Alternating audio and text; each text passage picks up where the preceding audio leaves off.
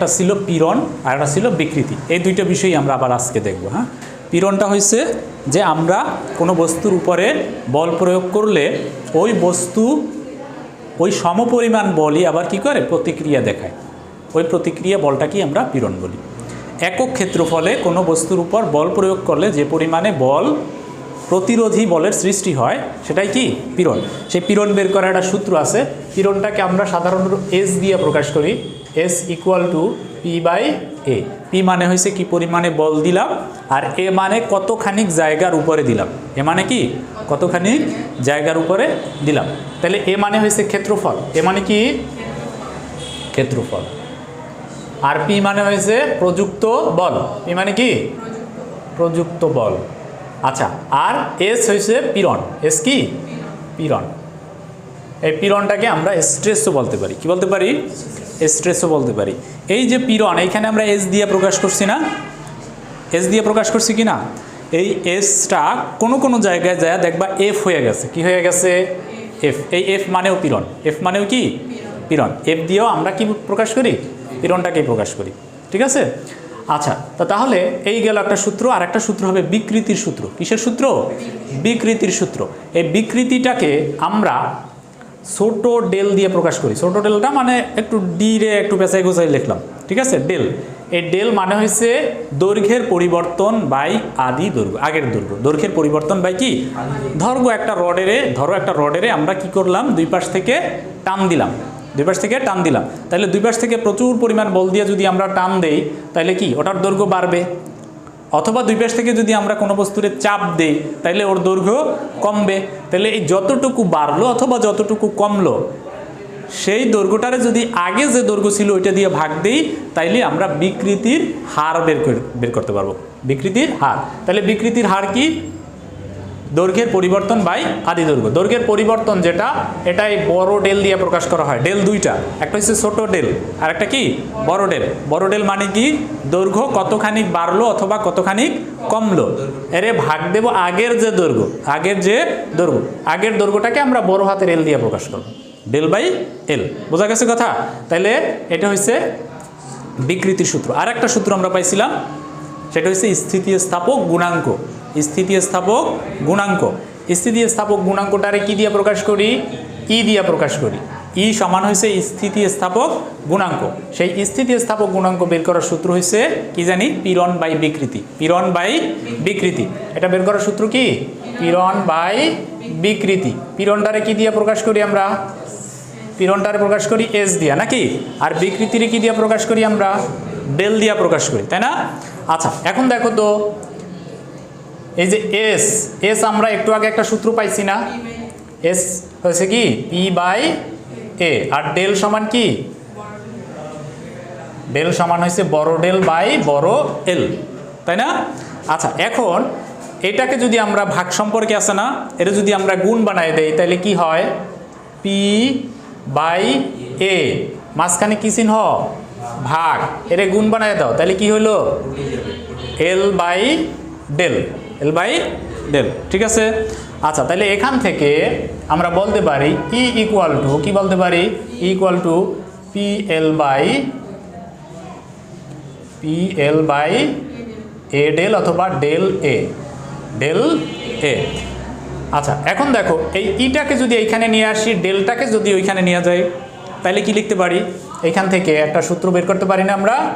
ডেলটাকে ই এর জায়গায় নিয়ে গেলাম আর ইটারে ডেলের জায়গায় নিয়ে আসলাম। তাহলে ডেল ইকুয়াল টু আমরা লিখতে পারি P L by A E, P L by A. এইটা কিন্তু একটা গুরুত্বপূর্ণ সূত্র। হ্যাঁ, আমরা গতদিন দেখছিলাম। আচ্ছা, তাহলে এই পর্যন্ত হয়েছে আমাদের গত ক্লাসের সারাংশ। হ্যাঁ, এবারে আমরা আমাদের নতুন যে ম্যাথগুলো সেই ম্যাথগুলোতে চলে যাব। তোমার কয় নম্বরের সমস্যা? 1.20তে সমস্যা। সবাই ওই ম্যাথটা একটু বের করো। 1.20 বলা হয়েছে 6 মিটার দৈর্ঘ্যের এবং 4 সেন্টিমিটার ব্যাসের একটি নমনীয় ইস্পাত বার। ইস্পাত বার বোঝো? ইস্পাত মানে এক ধরনের লোহা। ইস্পাত মানে কি? এক ধরনের লোহা। ওর কার্বনের পরিমাণের উপর ভিত্তি করে লোহাটাকে আমরা বিভিন্ন নামে বিভক্ত করি। যেমন আমরা বলি M S bar, M S bar বলি না? এম এস মানে হচ্ছে mild steel bar. Mild steel বার।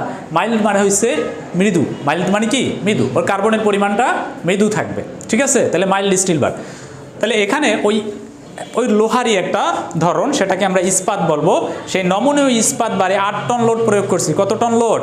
8 টন লোড। আমরা একটু যদি ওই ইস্পাত বারটারে আঁকার চেষ্টা করি,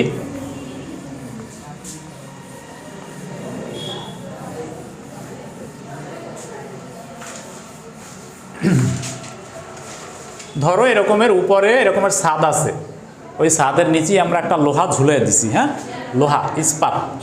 সেই ইস্পাতটা কী রকমের? গোলাকৃতির। ইস্পাতটা কী রকমের? গোলাকৃতির। গোলাকৃতির ইস্পাত, যার ব্যাস কত? ব্যাস কত বলে দিছে? ব্যাস কত বলছে? 4 সেন্টিমিটার। তাইলে এই যে ব্যাসটা, এটাকে আমরা ডি দিয়ে প্রকাশ করব, ডি সমান 4 সেন্টিমিটার, হ্যাঁ। এবং বলা হয়েছে এটার যে দৈর্ঘ্য, এই দৈর্ঘ্যটা 6 মিটার। কয় মিটার? এটা এই থেকে এই পর্যন্ত টোটাল দৈর্ঘ্য হয়েছে 6 মিটার। 6 মিটার। এটাকে সেন্টিমিটারে নিলে 600 সেন্টিমিটার। আচ্ছা, এরপরে কি বলা হয়েছে? এটাকে লোড প্রয়োগ করছি কত টন? 8 টন লোড প্রয়োগ করছি। এই নিচের দিকে 8 টন লোড দিছি। 8 টন মানে কত? 8000 কেজি। 8 টন মানে কত? 8000 কেজি। 8000 কেজি লোড আমরা নিচের দিকে ঝুলিয়ে দিছি। আচ্ছা, এরপরে কি অবস্থা হয়েছে? এর দৈর্ঘ্য বাড়ছে। দৈর্ঘ্য বাড়ছে। কতটুকু বাড়ছে? 0.20 সেন্টিমিটার বাড়ছে। এর দৈর্ঘ্য টোটাল ছিল 600 সেন্টিমিটার। বুঝছো? টোটাল কত ছিল? 600 সেন্টিমিটার। তাহলে এই যে লোড দিলাম, এই লোড দেওয়ার কারণে এর দৈর্ঘ্য সামান্য পরিমাণে বাইরে গেছে। সেই বাড়তি দৈর্ঘ্য কতটুকু? সেই বাড়তি দৈর্ঘ্য হয়েছে 0.20 সেন্টিমিটার বাড়ছে। আচ্ছা, আর কিছু আছে? এখন বাইর করতে বলছে স্থিতিস্থাপক গুণাঙ্ক কত হবে? ও, পীড়নও বাইর করতে বলছে। টান পীড়ন এস সমান কত হবে এবং ই সমান কত হবে, দুইটাই বাইর করতে বলছে। আচ্ছা, দুইটার সূত্র দুইটা আমরা একটু স্মরণ করার চেষ্টা করি। খেয়াল করো সূত্র। আমরা জানি এস ইজ ইকুয়াল টু কি? P by A. P by A. S is equal to কি? P by A. আচ্ছা, আরেকটা সূত্র আমরা জানি, স্থিতিস্থাপকতা বের করার কোনো সূত্র আমরা জানি? এখানে বের করতে বলছে না স্থিতিস্থাপক গুণাঙ্ক কত, ওইটা বের করার আমরা একটা সূত্র জানি। ই সমান কি জানি? পীড়ন বাই বিকৃতি, এস বাই ডেল, এরকম আর জানি না। আচ্ছা, আরও একটা সূত্র আছে যার মধ্যে আমরা স্থিতিস্থাপক গুণাঙ্ক দেখছিলাম। সর্বশেষ সূত্র, আমি যেটা এখানে সবার শেষে লিখছিলাম, তুমি বলো সেই সূত্রটা কি ছিল?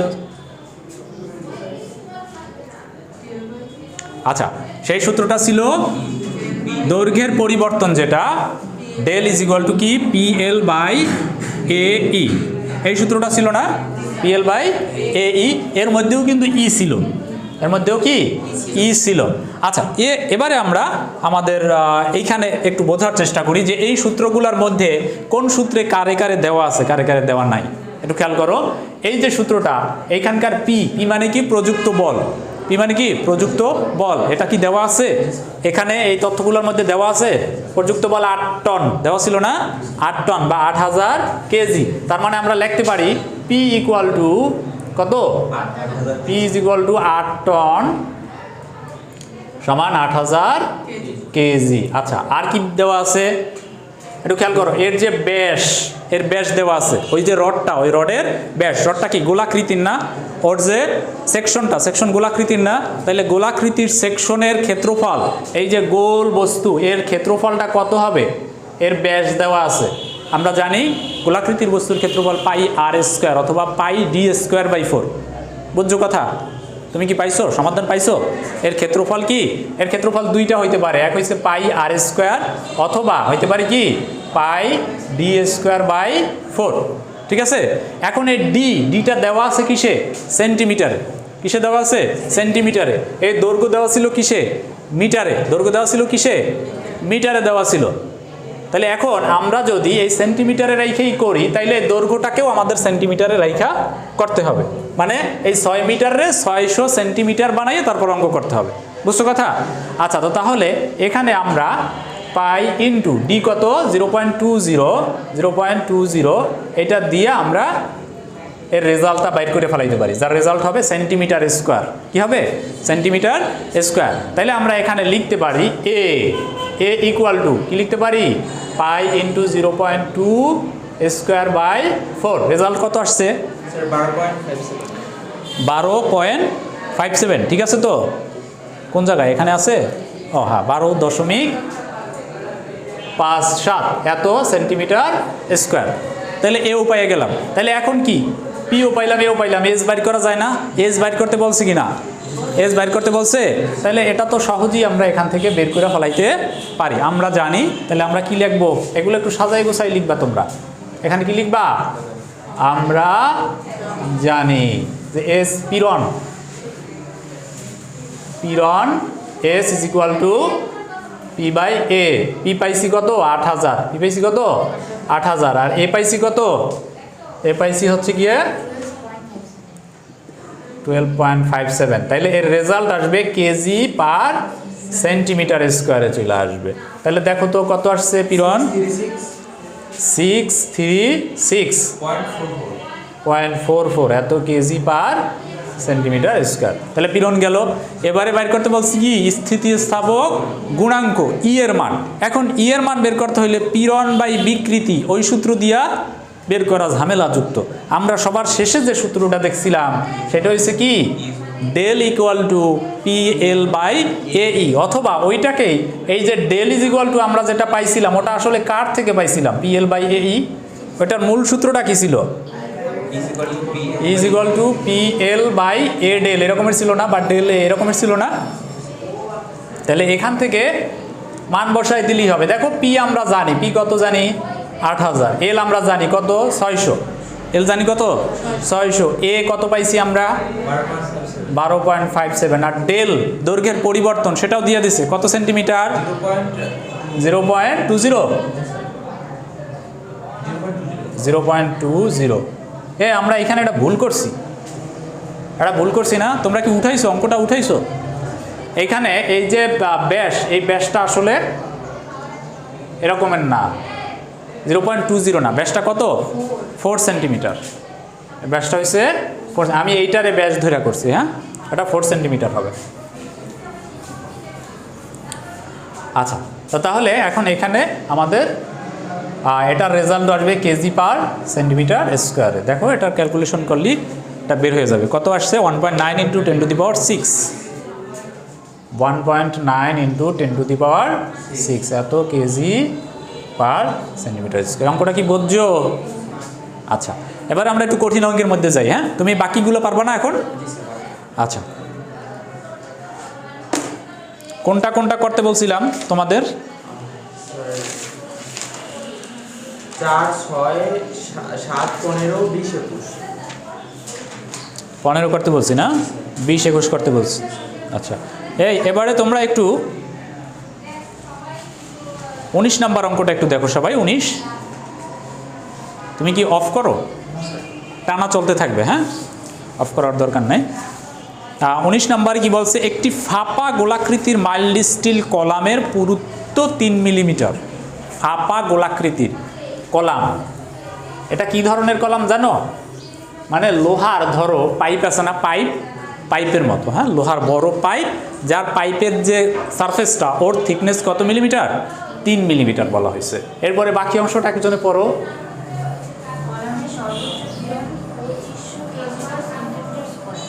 পীড়ন বইলা দিয়েছে। আর কি বলছে? 10 টন লোড নিতে পারে সর্বোচ্চ। ঠিক আছে। আচ্ছা, এরপর ভিতরের এবং বাইরের ব্যাস বের করতে বলছে। হ্যাঁ, একটু জটিল না?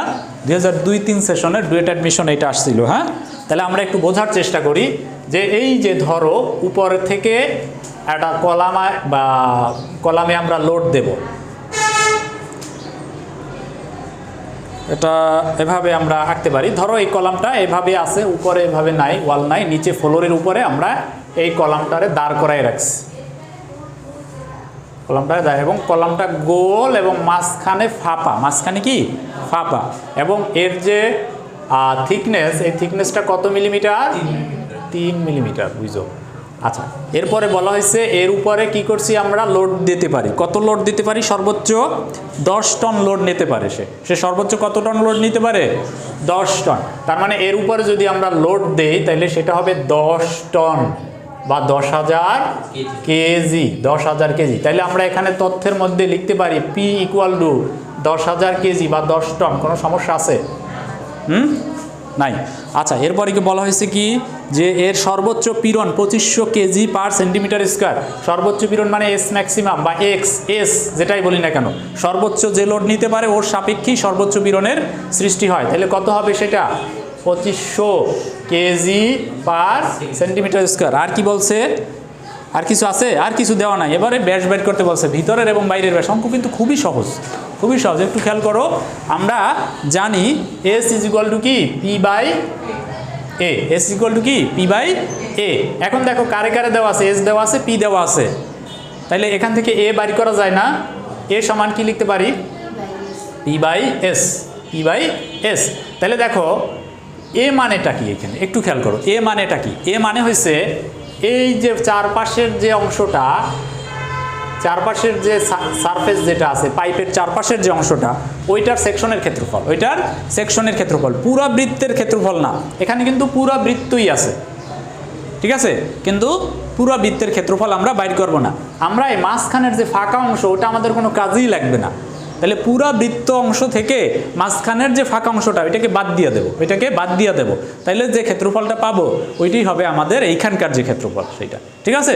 তাহলে দেখো আমরা ধরলাম এই যে ভিতরের যে ক্ষেত্রফলটা, ভিতরের যে ক্ষেত্রফল না, ভিতরের যে ব্যাসটা, এই ব্যাসটাকে আমরা ধরলাম ডি, ছোট হাতের ডি। ভিতরের ব্যাসটা কি? ছোট হাতের ডি। আর এই যে বাইর টু বাহির যে ব্যাসটা, এটাকে ধরলাম বড় হাতের ডি। হ্যাঁ, বাহির টু বাহির এই ব্যাসটা কি? বড় হাতের ডি। আর ভিতর টু ভিতর এইটা ছোট হাতের ডি।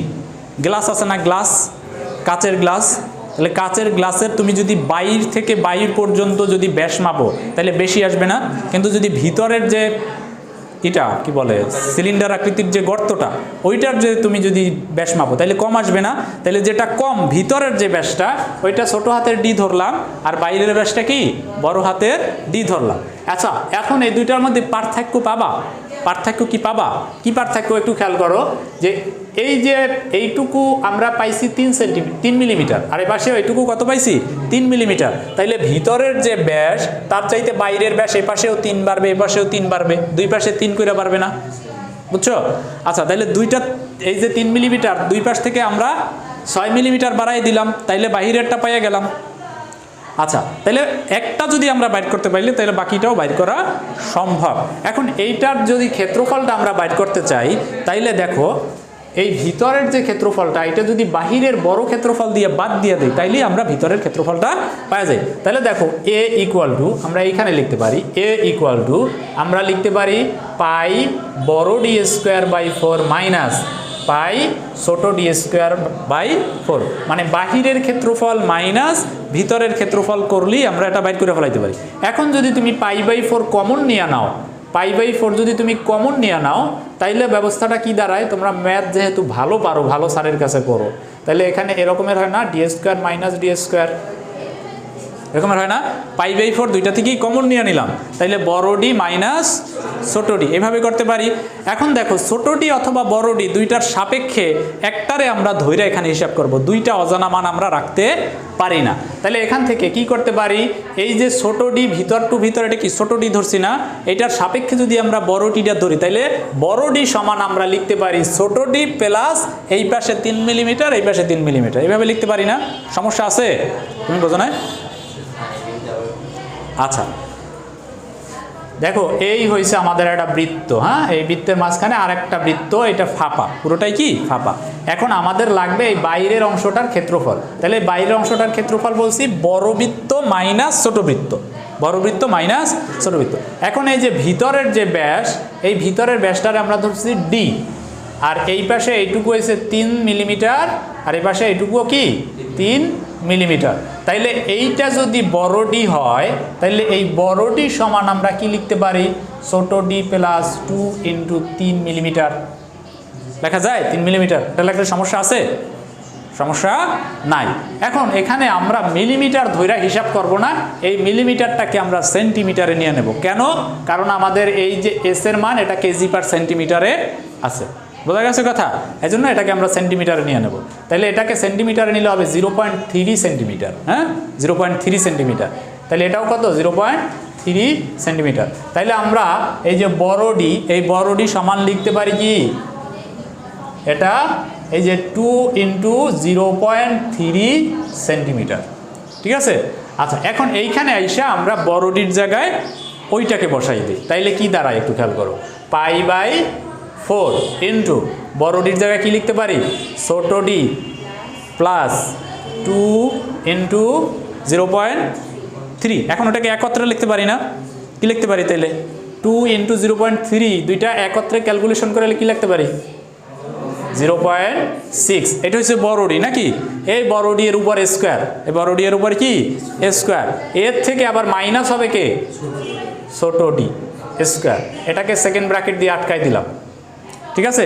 তাহলে এইটাই হবে আমাদের ক্ষেত্রফল। এইটাই কি ক্ষেত্রফল। এখন ক্ষেত্রফলের জায়গায় এইটাকে যদি আমরা বসায় দিই তাইলে কি অবস্থা হয় একটু দেখো।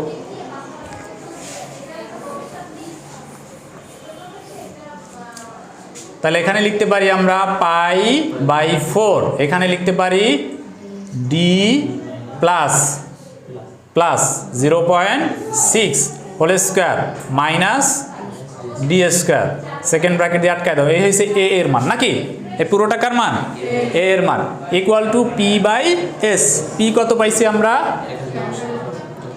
10,000 কেজি নাকি? আর এস কত পাইছি? 2500। তাইলে এই যে সমীকরণটা হইলো এর মধ্যে অজানা মান কে? ডি। অজানা কি আছে? এবারে ক্যালকুলেটর নাও, সলভ ফাংশন কইরা ফেলাইয়া ডি এর মান বের করো। সবাই সবাই সবাই তোমরা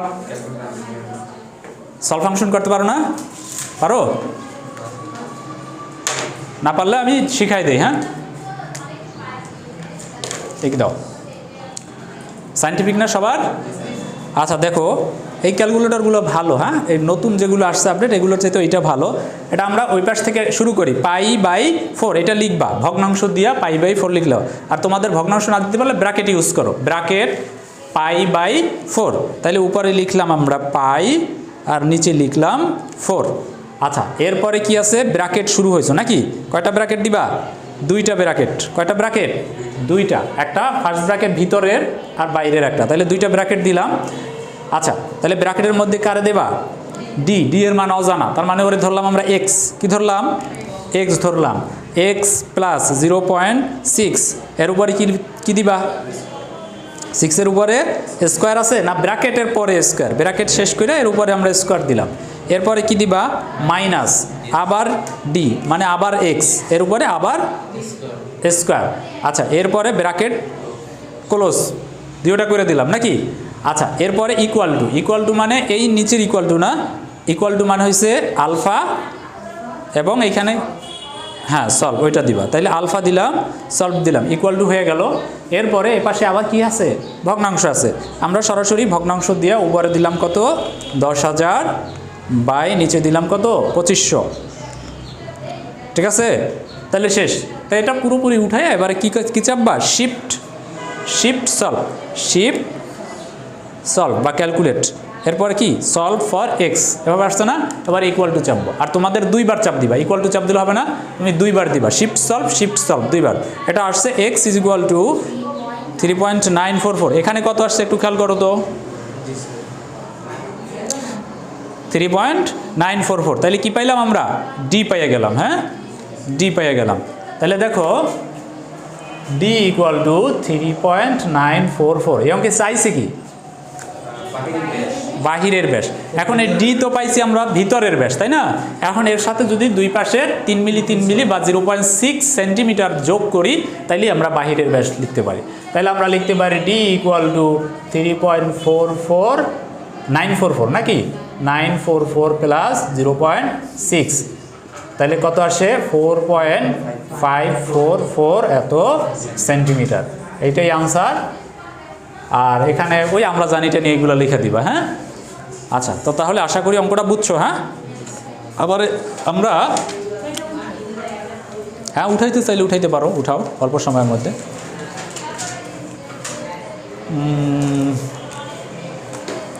22 নম্বর অঙ্কটা একটু করবো আমরা। হ্যাঁ, এই রকমের একটা অঙ্ক গত ক্লাসেও করছিলাম, 22 নম্বরটাও আমরা করব।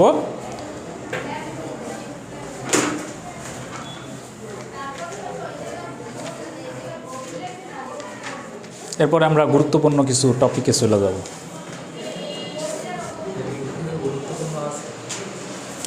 আমরা কঠিন অঙ্ক এখনও শুরু করি না চান্দু, আরও কঠিন বহুত অঙ্ক আছে। এই অঙ্কটার পরে তোমরা চলে যাবা 1.11 নাম্বার যে ম্যাথটা আছে ওই ম্যাথটায় চলে যাবা 33 পৃষ্ঠায়। আর তুমি 2-1 মিনিটের জন্য একটু পজ করো, হ্যাঁ, শেষ করবা না, পজ করো।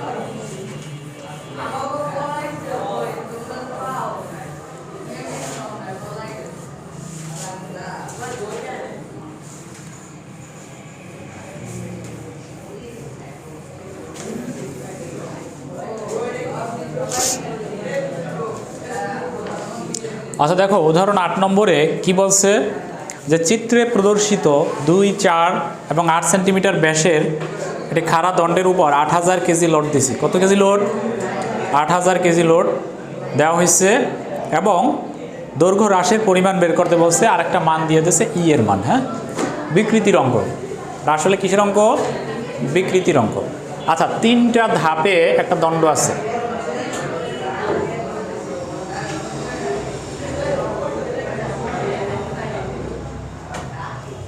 আচ্ছা, এই গেল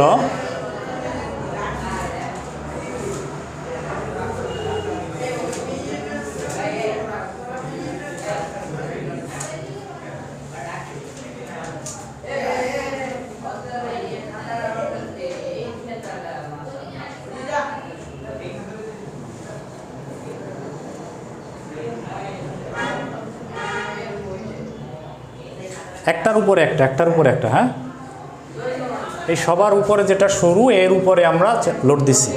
এর উপরে লোড দিছি কত কেজি? 8000 কেজি। 8000 কেজি লোড দেওয়া হয়েছে। আচ্ছা, এটার দৈর্ঘ্য কত? হ্যাঁ, 2 সেন্টিমিটার। আর 10, আর এটার 12 সেন্টিমিটার, আর নিচেরটার 20 সেন্টিমিটার। আচ্ছা, এইটার যে ব্যাস, সেই ব্যাস কত? 2 সেন্টিমিটার। এটার ব্যাস হচ্ছে 2 সেন্টিমিটার। এটার ব্যাস কত? 4 সেন্টিমিটার। আর এটা আমরা ভিতর দিয়ে দিতে পারি কত? 8 সেন্টিমিটার। আচ্ছা, এখন বলা হয়েছে এই যে 8000 কেজি দিছি, এই 8000 কেজির কারণে সবগুলোর দৈর্ঘ্য কি কমবে না? চাপ দিতেছি না উপর দিয়া, মানে দৈর্ঘ্য কমবে। সেই দৈর্ঘ্য কমার পরিমাণ কত? এখন এই 8000 কেজি কি শুধু এইটুকুর উপরে কাজ করতেছে? 8000 কেজি এর উপরে যেমন কাজ করতেছে, এটার উপরেও কাজ করতেছে, সবার নিচেরটার উপরেও কাজ করতেছে। তাহলে তিনোটার দৈর্ঘ্যই আস্তে আস্তে কমবে, তিনোটার দৈর্ঘ্যই আস্তে আস্তে কমবে। তাহলে সেই টোটাল কত হবে সেটা আমরা বের করতে পারি। আমরা জানি দৈর্ঘ্য হ্রাস অথবা দৈর্ঘ্য বৃদ্ধি, সেটাকে কি দিয়ে জানি প্রকাশ করি? ডেল দিয়ে প্রকাশ করি। কি দিয়া? ডেল দিয়ে প্রকাশ করি। তাহলে ডেল এটা সমান কি জানি ছিল? PL/AE। PL/কি? AE। এখন দেখো এটা 3টা না, কয়টা? 3টা। তাহলে সূত্র একটা আর দিতে পারবো না, সূত্র কয়টা দিতে হবে? 3টা দিতে হবে। অর্থাৎ টোটাল যেটা, সেই টোটাল ডেল যেটা, সেই টোটাল ডেল হবে del 1 plus del 2 plus del 3। ঠিক আছে? তাহলে ডেল 1 মানে P1 L1/A1E। ঠিক আছে? প্লাস এখানেও সূত্র হবে P2 L2/A1E। ই সব জায়গায় একই, ই সব জায়গায় একই। প্লাস 3 এর ক্ষেত্রে কত হবে? P3 L3/A3। ও এটা 2 হবে নাকি? আচ্ছা, ই। আচ্ছা, এবারে খেয়াল করো আমাদের যে পি, এই পি মূলত 8000 কেজি আছে, ওটা নিয়ে ঝামেলা নাই। সুতরাং পি সব জায়গায় একই হবে, পি সব জায়গায় কি একই হবে। তাহলে P1 P2 P3 এটা দেওয়ার দরকার নাই, PL1/A1E এরকমের হিসাব করবো আমরা। এখন এইখানে আরেকটা কথা আছে, সেটা হচ্ছে যে দেখো এই যে এগুলা খুবই ছোট ছোট না? এটার দৈর্ঘ্য কত? 10 সেন্টিমিটার। এর ব্যাস কত? 2 সেন্টিমিটার। তার মানে এটা এই কলম আছে, কলমের চাইতে একটু মোটা, কলমের চাইতে হালকা একটু মোটা, এবং এর লম্বায় হয়তো বা কলমের চাইতে আরেকটু লম্বা। ঠিক আছে? এইটা এই নিচেরটা আরেকটু বেশি আছে। তাহলে এইগুলার নিজের যে ওজন, এই ওজনটাই 8000 কেজির তুলনায় কিছুই না। বুঝছো কথা? এই 8000 কেজির তুলনায় এর ওজন হয়তো বা 100 গ্রাম হইতে পারে, এর ওজন 200 গ্রাম হইতে পারে, এর ওজন হয়তো বা আধা কেজি হইতে পারে, এই রকমের হইতে পারে। মানে ওই 8000 কেজির তুলনায় কিছুই না। কিন্তু যদি এর নিজের যে ওজনটা এটা যদি আরও বেশি হইতো, তাহলে দ্বিতীয়বারে আইসা এখানে ওর নিজের ওজনটাও যোগ হইতো, আগেরটার ওজনটাও যোগ হইতো। বুঝছো কথা? এই 3 নম্বরে আইসা উপরের দুইটার ওজনটাও ওই 8000 কেজির পাশাপাশি নিচের দিকে কাজ করতো। এইটার ওজন যেমন এটার উপরে কাজ করতেছে, এই দুইটার ওজন আবার এইটার উপরে আইসা কাজ করতেছে। এখানে এগুলা হিসাব করার দরকার নাই। কেন? কারণ উপরের ওজনের তুলনায় এটা খুবই কম, নগণ্য, এই জন্য দরকার নাই। তাহলে দেখো, এখন দেখো পি সব জায়গায় কত? 8000 কেজি। L1 কত? 10, L2 কত? 12, L3 কত? 20, A1 কত? এই 2 সেন্টিমিটার হয়েছে ব্যাস। তাহলে ক্ষেত্রফল কত হবে? A1 যেটা, সেটা হবে pi into 10 square by 4, sorry pi 10 square না, 2 স্কোয়ার বাই 4। এইখানে A2 কত হবে? Pi 4 square by 4। এখানে কত হবে? A3 কত হবে? Pi 8 square by 4। বুঝছো কথা? তাহলে ক্ষেত্রফলগুলো আলাদা আলাদাভাবে আমাদের বের করতে হবে, আর কিছুই না। তাহলে এরপরে দেখো এইখানে এই যে দৈর্ঘ্য হ্রাস বা দৈর্ঘ্য বৃদ্ধি, যদি দৈর্ঘ্য বৃদ্ধি হয় তাহলে সাধারণত যোগ হয়। দৈর্ঘ্য বৃদ্ধি হলে কি হয়? যোগ হয়, পজিটিভ হয়। কিন্তু দৈর্ঘ্য যদি হ্রাস হয়, দৈর্ঘ্য যদি কি হয়? হ্রাস হয়, তাহলে কি হয়? মাইনাস হয়। এই সবগুলোর আগেই মাইনাস হয়, সবগুলোর আগেই কি হয়? মাইনাস হয়। কিন্তু তারপর আমরা প্লাস লিখছি। প্লাস কেন লিখছি? তিনটার যে যোগফল, তিনটা মিলে যতখানি হবে ততখানি কমবে, ততখানি কি হবে? কেন? চাপা বল দিতেছি, চাপা বলের কারণে দৈর্ঘ্যের হ্রাস হয়, এই জন্য ওটা নেগেটিভ হয়। মনে থাকবে? তাহলে অঙ্কটা পারবা না? এই অঙ্কটা তোমরা পারবা। এর আগে দেখো, এর আগের পৃষ্ঠায় 1.5 নম্বর এই অঙ্কটা ঠিক এটা, এই অঙ্কটার উল্টা। এখন যেটা করতেছি ওইটা ঠিক উল্টাটা। ওই অঙ্কটায় কি করছি? টানা বল দিছি, নিচের দিকে ঝুলাইয়া দিছি, টানা বল দিছি। এখানেও একই রকমের, তবে এবারে দৈর্ঘ্যটা বাড়বে। 5 নম্বরে দৈর্ঘ্যটা বাড়বে, আর এখানে কি হবে? দৈর্ঘ্যটা কমবে। বোঝা গেছে কথা? আচ্ছা, টানা বলের কারণে পজিটিভ হয়, মানে দৈর্ঘ্য বৃদ্ধি পায়, আর চাপা বলের কারণে দৈর্ঘ্য হ্রাস পায়, কমে যায়। এবারে আমরা 11 নম্বর অঙ্কটা যাবো। এটা খুবই গুরুত্বপূর্ণ অঙ্ক, বিভিন্ন সময় পরীক্ষায় আসছে, তোমাদের মিড টার্মেও এই ধরনের অঙ্ক দেওয়ার সম্ভাবনা আছে। 11 নম্বরটা হয়েছে, চিত্রানুযায়ী একটি 10 সেন্টিমিটার বর্গ সেন্টিমিটার ক্ষেত্রফল বিশিষ্ট দণ্ডের অক্ষীয় বল প্রয়োগ করা হয়েছে। অক্ষীয় বল মানে হচ্ছে যে এর লম্বালম্বি বরাবরে বল প্রয়োগ করছি। আমরা কি দিছি? লম্বালম্বি বরাবর প্রয়োগ করছি, এবং এই বলগুলো নিজেদের ভিতরে ভিতরে কাজ করতেছে। হ্যাঁ, নিজেদের ভিতরে ভিতরে কাজ করতেছে। এখন মোট বিকৃতির পরিমাণ কত হবে সেটা বের করতে বলা হয়েছে। ঠান্ডা হয়েছে না?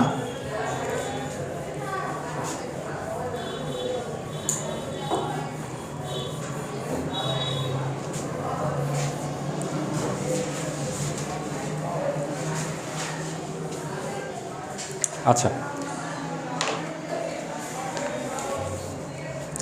ব্যাপারটা কি ঘটছে আমরা একটু বোঝার চেষ্টা করি।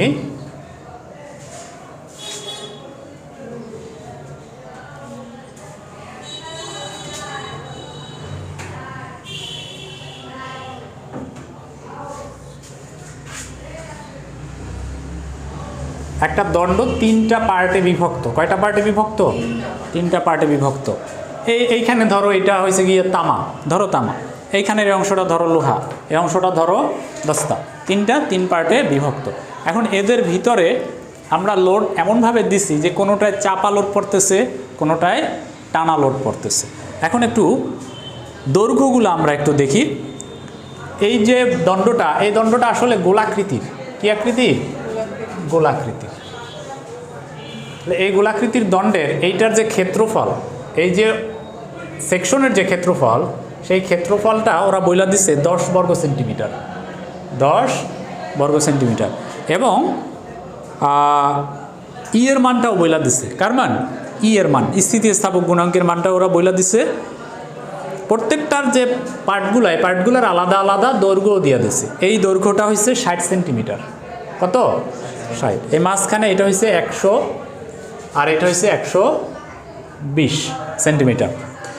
আচ্ছা, এখন লোড কোন জায়গায় কী রকমের পড়তেছে তারও একটা অবস্থা ওরা বইলা দিচ্ছে।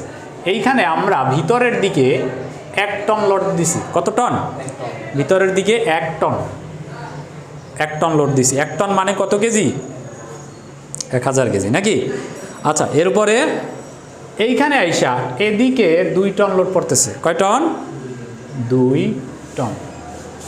আর এখানে আইসা এই ভিতরের দিকে এইখানে পড়তেছে 8 টন লোড। আর এদিকে বাহিরের দিকে, এদিকে বাহিরের দিকে কত টন লোড পড়তেছে? 5 টন। এখন এই অঙ্কটা আমরা চাইলে যে কোনো এক পাশ থেকে শুরু করতে পারি। আমরা চাইলে এই পাশ থেকেও শুরু করতে পারি অথবা এই পাশ থেকেও শুরু করতে পারি। সবার আগে কাজ হয়েছে আমার এই যে 3টা ভাগে আলাদা আলাদা ভাগ করা। ঠিক আছে? এই যে অংশটা, এই অংশটারে আলাদাভাবে আমরা আঁকবো। অংশটারে আলাদাভাবে আঁকলাম।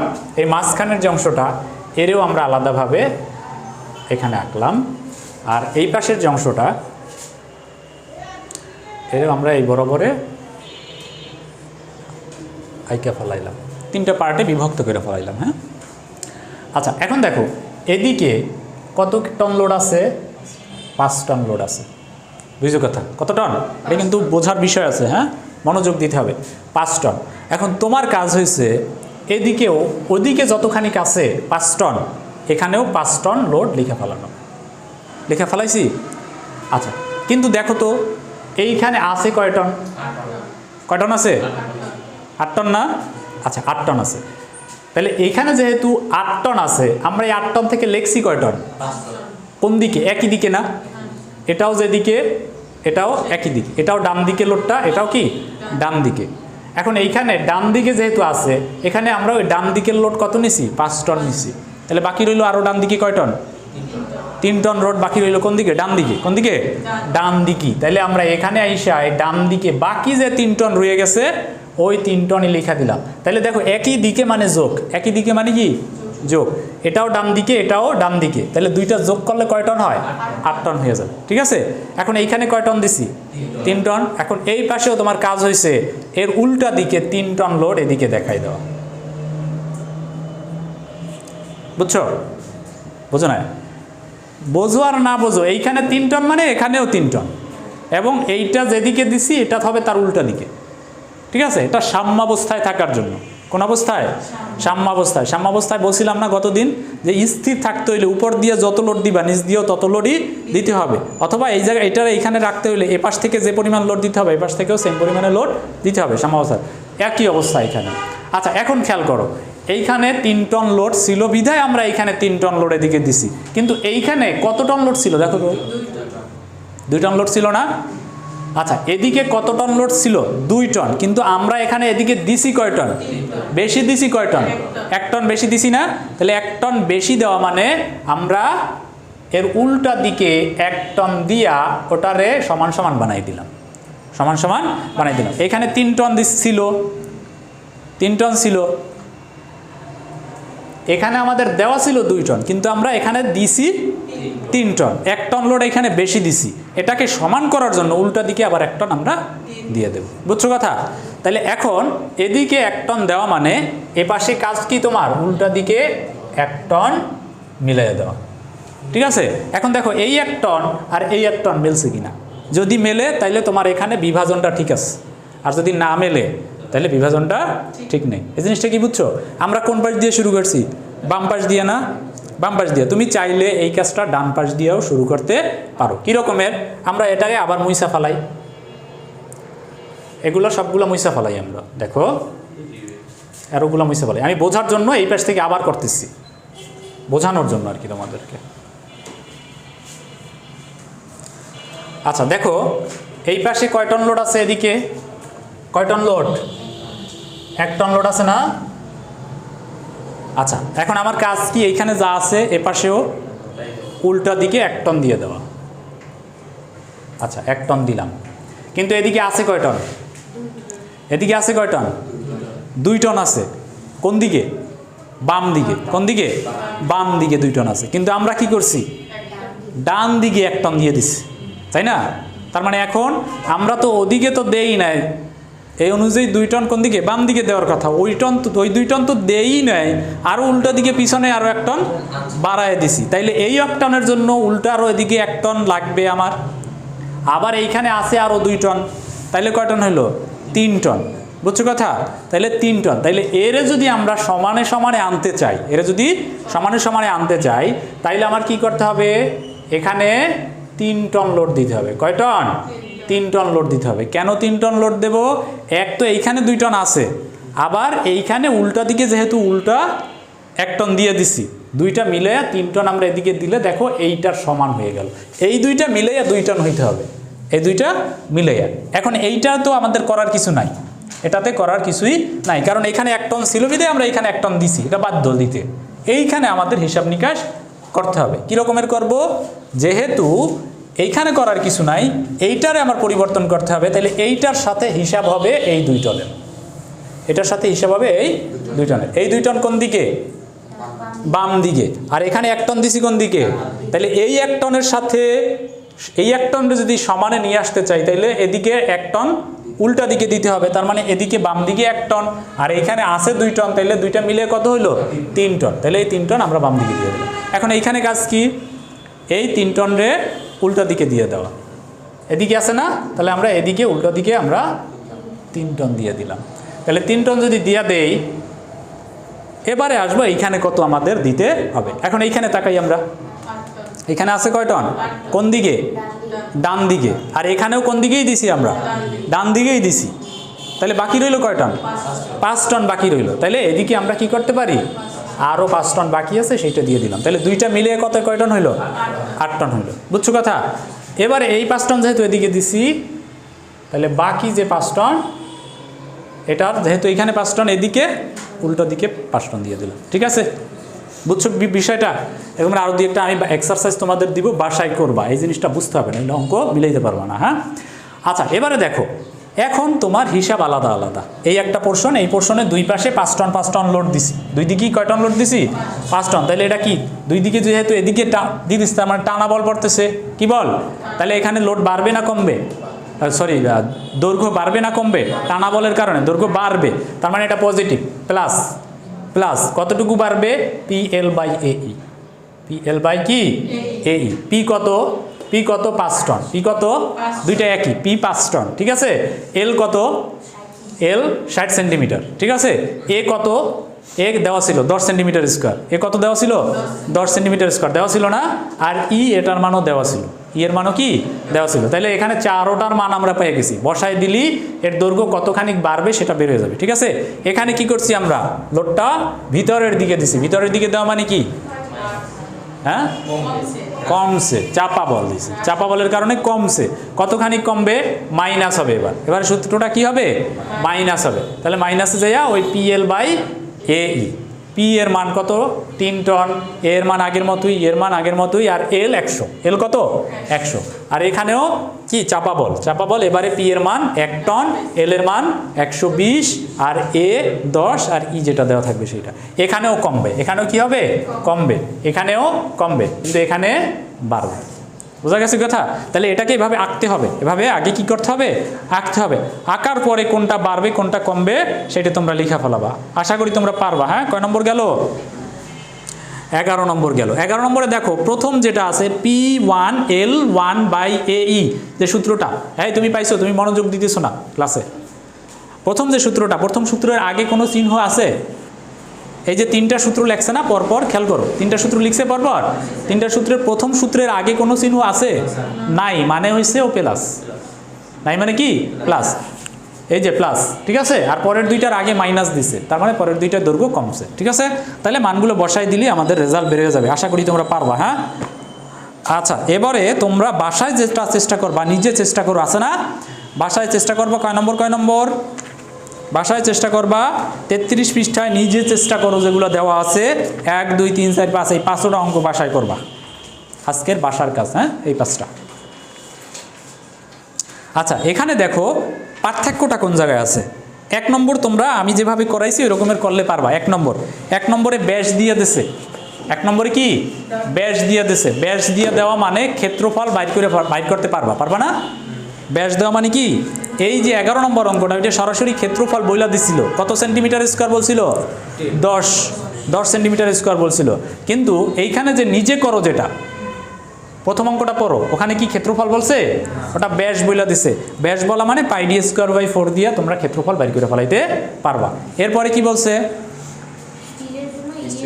ই এর মান বইলা দিছে, তার মানে বাকিগুলো তোমরা পারবা। এখানে লোড টোড এবং দৈর্ঘ্য টর্ঘ্য আলাদাভাবে সবগুলো দেওয়া আছে, পারবা। 2 নম্বরও একই রকমের, কিন্তু 3 নম্বরে এসে একটু দেখো, 3 নম্বরের মাঝখানের পোর্শনটার যে ব্যাস ওইটা কম, মাঝখানের পোর্শনটার ব্যাসটা কি কম। এখানে দেখো এইটার ব্যাস কত বলছে? 25, মাঝখানেরটার ব্যাস বলছে কত? 20, পরেরটার ব্যাস বলছে কত? 35। তার মানে প্রত্যেকটার ক্ষেত্রফল, 3টার ক্ষেত্রফল আলাদা আলাদাভাবে তোমার বের করতে হবে। আগে কি একই ক্ষেত্রফল তিনোটাই কাজে লাগাইছি না, কিন্তু এবারে তিনোটার ক্ষেত্রফলও আলাদা আলাদাভাবে বের করতে হবে। অনুরূপভাবে 5 নম্বর অঙ্কটাও একই রকমের, ওটা মাঝখানেরটা আবার বেশি মোটা, ওইটার ব্যাস বইলা দিছে, মাঝখানে বইলা দিছে 35, আর প্রথম বলছে 30, আর শেষে আবার 30, মানে মাঝখানে 5 মিলিমিটার বেশি আছে। আর ইউনিটগুলা তোমরা খেয়াল করবা, স্থিতিস্থাপক গুণাঙ্ক কোন ইউনিটে আছে সেটা একটু খেয়াল করবা। স্থিতিস্থাপক গুণাঙ্ক যদি টন পার সেন্টিমিটার স্কোয়ারে থাকে, তাইলে তোমার লোডগুলোও টন এবং দৈর্ঘ্য বা ব্যাস এগুলো বা ক্ষেত্রফল এগুলো সেন্টিমিটারে নিবা, ঠিক আছে? কারণ স্থিতিস্থাপক গুণাঙ্কের যে ইউনিট ওইটার উপরে বাকি ইউনিটগুলো ডিপেন্ড করবে। তাহলে স্ট্রাকচারাল মেকানিক্সের ক্লাস আজকের মতো আমরা এখানেই শেষ করব। এরপরে হয়তো আমরা সার্ভেইংটা একটু দেখব। ভিডিওটা অফ করো।